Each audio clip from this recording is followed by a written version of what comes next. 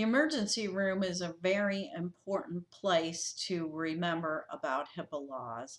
And the reason for this is many people may come to the ER and they don't want their family members to know that they're there.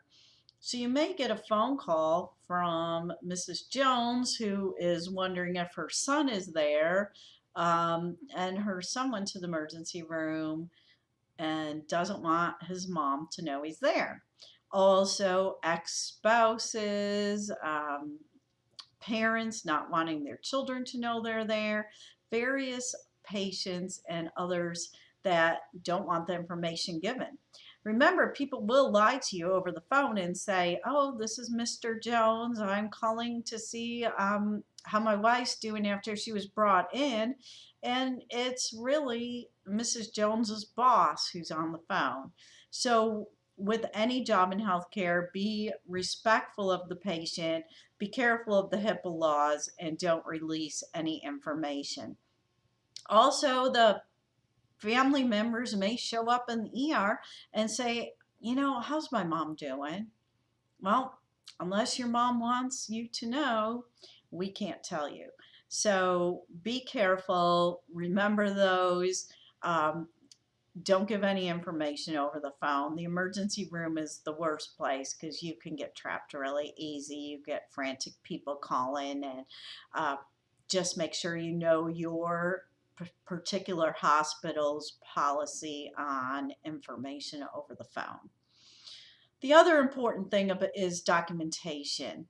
Documentation in the emergency room for the techs involves a few things, and that is vital signs, orthostatic vital signs, INOs, and I-stats.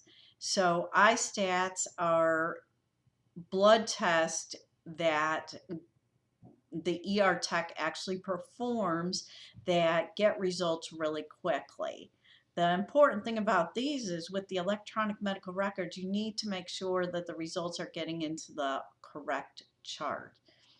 So every facility uses different EMRs, and you just need to be proficient in the system that you're working with and make sure above all else that you're always in the right chart, because once you put something into a chart, even if it's the wrong information, you cannot get it out. So it will sit there forever, and you will not feel good when you look back in the chart and it says erroneously entered. This was entered in the wrong chart and your name's by it, and you had to actually document that you put it in the wrong chart. So you do that only once, believe me. So be careful of that.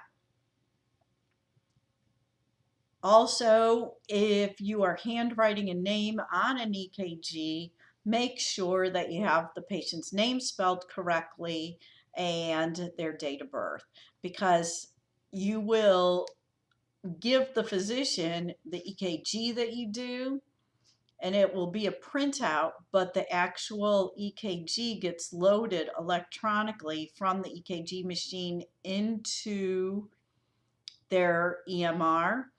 But you want to make sure that you have the right name and date and time handwritten on the EKG so that the doctor is looking at the right one. Now, a lot of the machines, you will type the patient's name and date of birth and their patient number in, but in the event of an emergency that you need the EKG now, you're not going to stand there and type Betty Smith 121820 and her patient number. You're just going to hook them up, hit stat, and then worry about entering the information later. So it's very important that the right name is handwritten on there and spelled correctly. So I'm not going to talk a lot about documentation because you have all heard it, and you will also hear it over and over again. But another very important thing is never document something is done until you've done it, because that will bite you. So if you intend to draw the blood, and you haven't drawn the blood, don't put blood drawn, because if the patient dies between now and then and you didn't draw the blood, it's not going to be so good. Anyway, or you document that the patient did this. You change the dressing and the patient refused the dressing change. Now what are you going to do? You have to go back and put dressing change not done, patient refused. So never document anything till after it's done.